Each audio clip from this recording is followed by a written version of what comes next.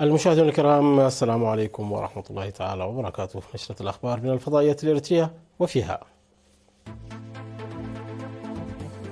وفد إريتريا يلقي كلمة في المنتدى الدولي للتمويل التنموي.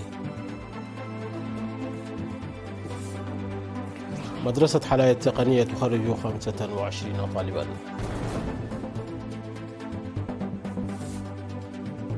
إشادة بالاستفادة من المبيدات الطبيعية لمكافحة الآفات في إقليم عنسبة.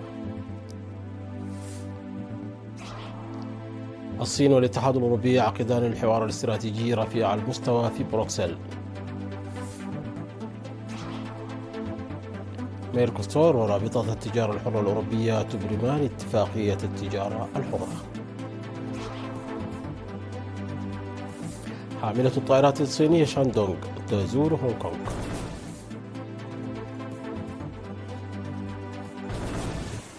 أهلا بكم مشاهدينا. ألقى وفد إريتريا برئاسة سفيرة إريتريا لدى الأمم المتحدة السيدة صوفيا تسفماريام كلمة في المنتدى الدولي للتمويل التنموي الرابع الذي عقد يوم 2 يوليو الجاري في إشبيلية الإسبانية. وقالت السفيرة صوفيا في كلمتها أن التنمية ليست قضية سياسية للكثير من الدول وخاصة الدول النامية، بل هي مسألة وجود، موضحة بأن استئصال الفقر وضمان الأمن الغذائي من أولى الأولويات، وأن هذه التحديات هي نتاج نظام التهميش المتجذر غير العادل الذي يحتاج إلى إصلاح هيكلي عاجل. وذكرت أن الوضع التنموي الذي أصبح اليوم تحديا مقلق جدا، مشيرة إلى أن التحديات تجاوزت فجوة التمويل، لأن الكثير من الاقتصاديات المتواجدة في طور النمو تعتمد على تصدير الموارد الطبيعية التعدينية غير المصنعة واستيراد المواد الصناعية الغالية، مشددة على أن من الضرورة تغيير هذا الوضع الاقتصادي المؤسف والمعيق للتطور الداخلي. وأشارت إلى مصاعب نظام الملكية المعرقل لتدفق التقانة وترابط السوق والمعرفة والابتكارات والاختراعات الهامة، موضحة بأن إمكانية التقدم محدودة دون إدخال التقانة المتطورة العادلة. وقالت السفيرة صوفيا أن العقوبات البينية بما في ذلك الحظر وكذلك المعوقات التجارية المدفوعة سياسيا تعرقل التقدم التنموي وتنتهك القانون الدولي، مؤكدة بأن الإصلاح الجذري لهذه التحديات يحتاج إلى خطوات شجاعة في المؤسسات المالية والاقتصادية. خرجت مدرسة حلايا التقنية اليوم 3 يوليو 25 طالبا تلقوا تعليمهم العملي والتطبيقي لمدة عامين في مجال تكنولوجيا المعلومات والشبكات. وقال مدير المدرسة الأستاذ رفائيل تخليه أن المدرسة تساهم في تأهيل مواطنين أكفاء من خلال تزويدها بالمعدات والبنية التحتية الحديثة. وأوضح أنه تم هذا العام استبدال المعدات في ورشة تصنيع المعاتم بشكل كامل بأخرى حديثة.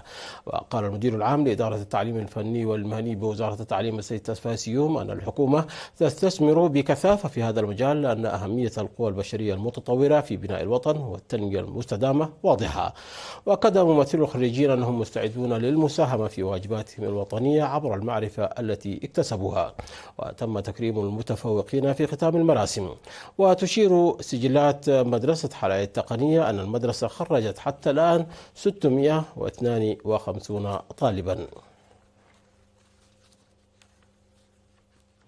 أشاد مسؤول وحدة مراقبة البذور في فرع وزارة الزراعة بإقليم عنسبة السيد زيناوي عقبة آب باستعمال المبيدات في مكافحة الآفات الطبيعية، حيث تسهم في رعاية وجودة إنتاج النباتات. وحث المزارعين على اتباع أساليب المكافحة المتكاملة والطبيعية للآفات، حيث يمكن أن تتعرض النباتات لهجمات الآفات والأمراض والأعشاب الضارة المختلفة أثناء عملية نموها. وأوضح أن من طرق الوقاية الفعالة للنباتات المكافحة المتكاملة للآفات واستخدام المبيدات الطبيعية والزراعة في الوقت المناسب والحرث وإزالة الأعشاب الضارة والإدارة السليمة للمياه وتناوب البذور والتسميد وتنظيف المخلفات واستخدام البذور النظيفة والمختارة.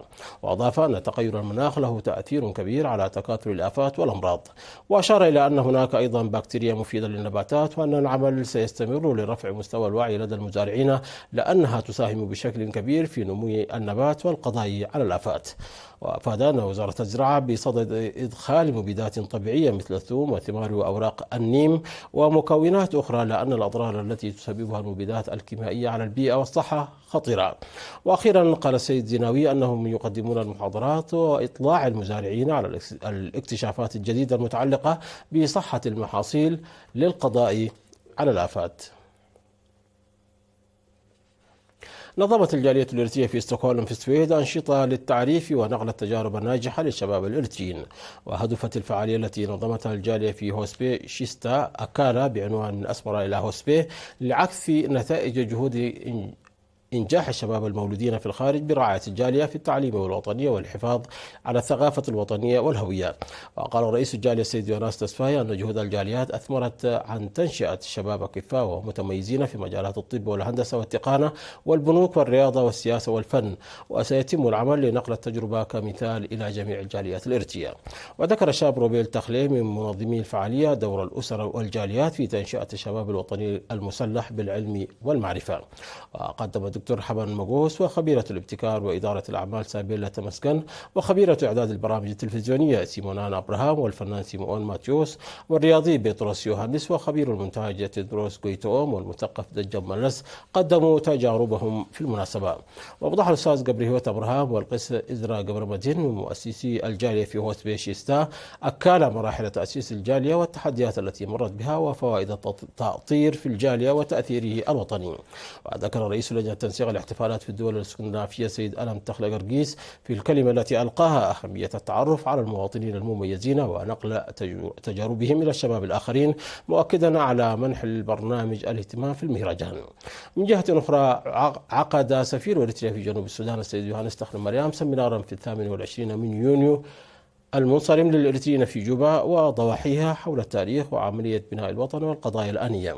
وكانت السمينارات مماثلة قد عقدت للإريتريين في واو وأويل. تبرع موظفو إدارة الإقليم الأوسط وفرع الاتحاد الوطني للمرأة الإريترية بالإقليم بالدم في 3 من يوليو الجاري للمرة الثانية جماعيا ب40 وحدة دم لإثراء احتياطي بنك الدم الوطني. وعرب المتبرعون عن مدى ارتياحهم النفسي حيث يقدمون دمهم لإنقاذ من هو بحاجة إليه.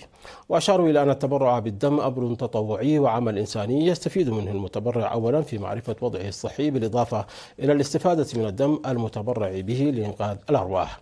وحث عضو بنك الدم الوطني الممرض صالح عثمان المعنيين بتشجيع المبادرات المماثلة مذكرا بأهمية وفوائد الدم المتبرع به. كما تبرع موظفو المؤسسات الحكومية في مديريتي عرزة وأغردات ب300 ألف نقفة تم توزيعها على أسر الشهداء في المديريتين بمناسبة 20 من يونيو. وأفاد رئيس تنظيمات موظفي المؤسسات الحكومية في مديرية عرزة أنه تم جمع 159,500 نقفة ليتم توزيعها على 29 أسرة الشهيد، حيث قدم مبلغ 5,500 نقفة لكل أسرة. وفي ذات الصعيد تبرع موظفو المؤسسات الحكومية ب 107,700 نقفة، وسكان 3 إدارات ضواحي بأغردات ب18 ألف نقفة و15 ألف نقفة تبرع بها خيرون ليتم توزيعها على 130 أسرة الشهيد بحسب الأنباء الواردة من إرنا. مشاهدينا نشرتنا تتواصل من الفضائية الإريترية، ولكن بعد فاصل قصير فابقوا معنا.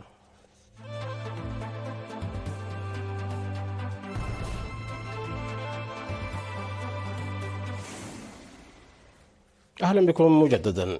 ترأس وزير الخارجية الصيني وانغ يي والممثلة العليا للشؤون الخارجية والسياسة الأمنية في الاتحاد الأوروبي كايا كالاس الجولة 13 من الحوار الاستراتيجي رفيع المستوى بين الصين والاتحاد الأوروبي في بروكسل. وأضاف وانغ أن السنوات 50 الماضية من العلاقات بين الصين والاتحاد الأوروبي تظهر أنه ينبغي وصف الجانبين بأنهما شريكان لا متنافسان، وأن التعاون هو السمة المميزة والأساس الراسخ للعلاقات الثنائية، مضيفا أنه ينبغي على الجانبين معالجة الخلافات بشكل سليم من خلال التواصل في إطار هذه الآلية. وقالت كايا كالاس أن الاتحاد الأوروبي والصين شريكان ويتقاسمان مسؤوليات مشتركة ويلعبان أدوارا مهمة في قضايا رئيسية مثل دعم الدور المركزي للأمم المتحدة وحماية القانون الدولي والحفاظ على النظام الدولي. وقال إن الصين شريك استراتيجي شامل للاتحاد الأوروبي، ولطالما دعمت الصين الجهود التي يبذلها الاتحاد الأوروبي للتعامل مع التحديات الخارجية والداخلية، وتتمنى أن يبقى موحدا وقويا ومزدهرا. اختتمت كتلة أمريكا الجنوبية ميركوسور ورابطة التجارة الحرة الأوروبية محادثاتهما بشأن اتفاقية تجارة حرة، وذلك وفقا لما أعلنه الوزراء خلال قمة ميركوسور في بيونس إيرس. وستنشئ الاتفاقية منطقة تجارة حرة تضم ما يقرب من 300 مليون نسمة، ويبلغ إجمالي ناتجها المحلي الإجمالي أكثر من 4.3 تريليون دولار وفقا لبيان مشترك صادر عن الكتلتين التجاريتين. وأشار البيان إلى أن كلا الطرفين سيستفيد من تحسين وصول أكثر من 97% من صادراتهما إلى الأسواق، مما سيزيد التجارة الثنائية ويعود بالنفع على الشركات والمواطنين. ولا تزال اتفاقية التجارة تتطلب موافقة برلمانية ومراجعة قانونية من أعضاء الكتلتين. ووفقا للبيان المشترك فإن ميركوسور ورابطة التجارة الحرة الأوروبية ملتزمتان بالتوقيع في الأشهر المقبلة.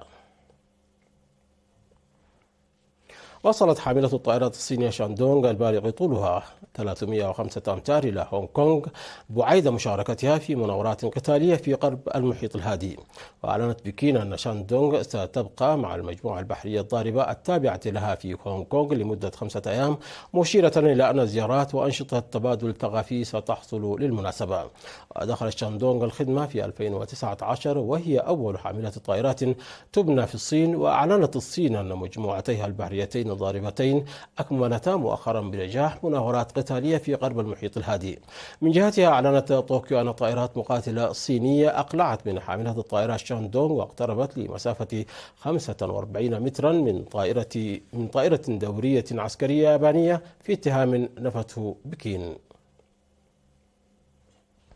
غرقت عبارة تقل 65 شخصا بالقرب من بالي في أندونيسيا، ما أسفر عن مقتل 4 أشخاص على الأقل وإنقاذ 23 حسب ما نقلت وكالة فرانس بريس عن الشرطة ورجال الإنقاذ. وكانت العبارة تحمل عشرات الركاب والمركبات في مضيق بالي بين جزيرتي جاوا وبالي الأندونيسيتين حسب ما ذكرت السلطات. وتشير تقارير غير رسمية متداولة بين عمال الميناء إلى أن العبارة ربما تعرضت لتسرب في غرفة المحرك قبل انقلابها. وأفادت سفينة الأخرى كانت تتبعها أن العبارة انقلبت وانجرفت جنوبا. مشاهدينا، قبل الختام إليكم تذكير بأهم ما جاء في هذه النشرة من أنباء. وفد إريتريا يلقي كلمة في المنتدى الدولي للتمويل التنموي. مدرسة حلاء التقنية تخرج 25 طالبا.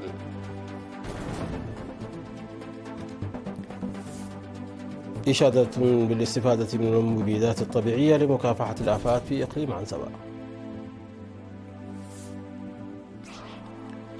الصين والاتحاد الأوروبي يعقدان الحوار الاستراتيجي رفيع المستوى في بروكسل.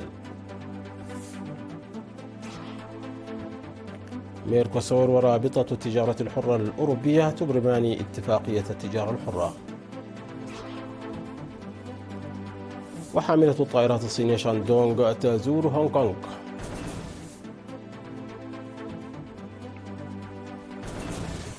مشاهدينا، انتهت النشرة. شكرا على حسن المتابعة. تحية لكم أينما كنتم. إلى اللقاء.